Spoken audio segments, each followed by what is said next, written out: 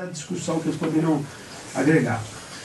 Pois bem, chegando em São Paulo, e aí esse tipo de curadoria, esse tipo de prática artística que lida com a noção curatorial, me permitiu ter mais flexibilidade, mas ao mesmo tempo nos criou uma série de problemas. A gente não conseguia ter lista fechada, a lista começa com 15 artistas e chega a 40 no pico maior do trabalho.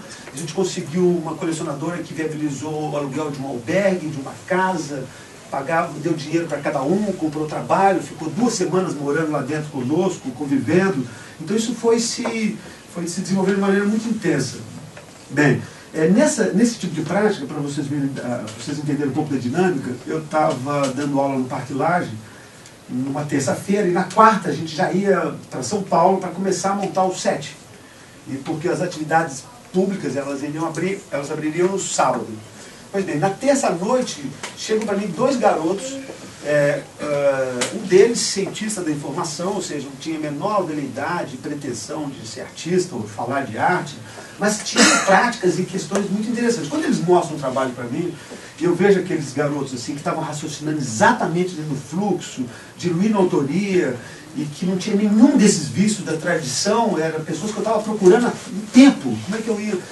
Essas pessoas foram muito interessantes, que dali a gente conversou, mobilizei, 24 horas estavam todos trabalhando e chegando no espaço, conversando sobre as questões.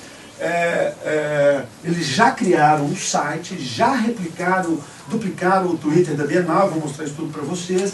Então eles já criaram uma série de condições. E um deles, num depoimento que rolou, que eu achei isso muito simpático e muito feliz, que ele diz para mim, assim, diz para a turma, assim, que independente dele seguir como artista ou não, a condição de que, invariavelmente, ele estaria raciocinando como artista para o resto da vida. Esse tipo de encontro, essa intensidade, para mim, era muito importante. Pois bem, então, eu vou mostrar para vocês aqui algumas coisas, para vocês entenderem como é que é o espaço, como é que aconteceu. Esse foi o blog, o site, que foi construído, e tudo era construído de forma colaborativa, em processo e somatório. Então todos os vídeos, todo o material que tinha no espaço era copyleft, você podia usar, replicar, as pessoas podiam alterar. Então no espaço, o que nós criamos? Criamos um canal no Facebook, claro, sobre os abotoados. Depois eu vou falar por que foi o nome Abotoados pela Manga. Esse canal do Facebook, todo mundo ia levantando e subindo as suas imagens. Aqui foi o Twitter que a gente replicou da Bienal. A Bienal registrou o Twitter Fundação Bienal. Os meninos criaram um Twitter, registraram a 29ª Bienal e vincularam ao Twitter da Bienal. Então tudo que saía na Bienal, saía no Twitter nosso, a gente ainda podia intervir e criar ruídos.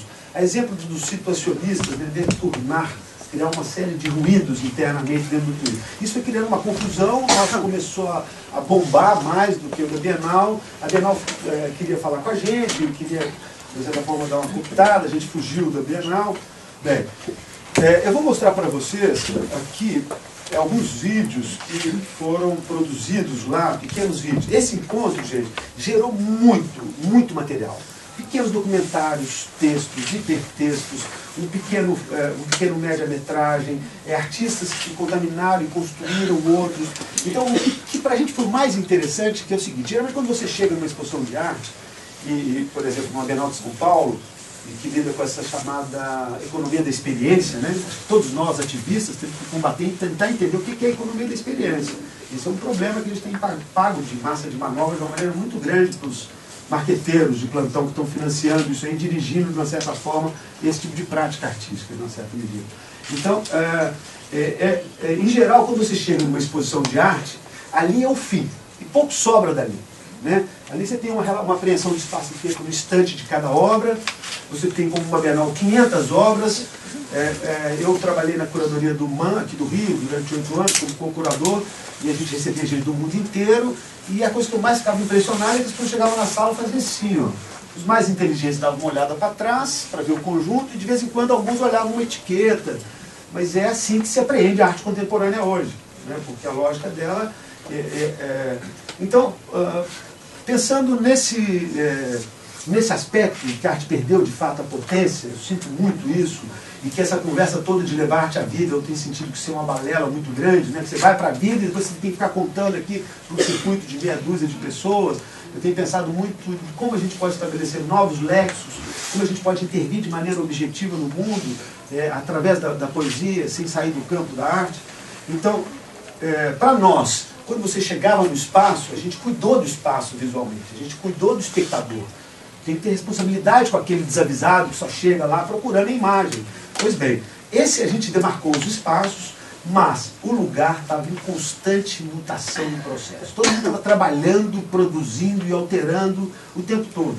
Documentações eram geradas, produtos novos eram gerados, ações, performances, e não tinha uma agenda, né? A gente chegou lá e todo mundo começando assim, Franzo, que horas que eu vou fazer? Como é que vai ser? Não funcionava dessa maneira. A gente criava um input, dava um tema, e se isso pegava e funcionava, seguia, acontecia. Se não, desmontava e criava nova direção. Então um dia era som. Então fizemos uma rádio, transmitindo para o mundo inteiro, poesia sonora, objeto sonoro, performance. Então isso, assim que era a dinâmica do lugar. Eu vou mostrar para vocês aqui no blog, esses foram os postados mais imediatamente. A gente está preparando agora um novo site, com toda essa documentação, toda a produção que foi gerada lá, mas um dos vídeos aqui mostra bem, foi feito pelo Cleanto, que é um colega que está aqui, que é artista, Cleanto Viana, que participou conosco lá dentro do projeto. Esse pequeno vídeo é um passeio pela ótica do Cleanto, pelo evento, a partir de como o trabalho dele se inseriu. Tá? Mas ele traz bem o espírito do que aconteceu lá. É um videozinho de 5 minutos, vou passar para vocês e depois a gente volta a falar.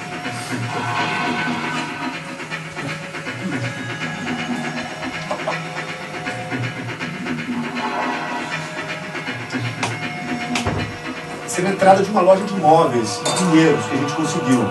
Então o cara desativou o estacionamento e me deu o subsolo para entrar. Você entrava nesse estacionamento, essa imagem no fundo trocava diariamente, cada dia um artista entrava em foco. Esse era o acesso do lugar. E esse é o trabalho do Cleanto. E tinha um café, que servia água, hortelã, maçã e café ali, e aí desce para esse lugar.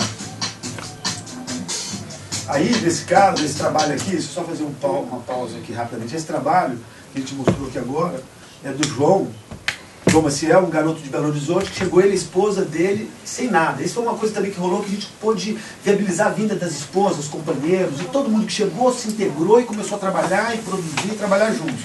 O João chegou com a esposa sem nada. E tudo que ele construiu foi a partir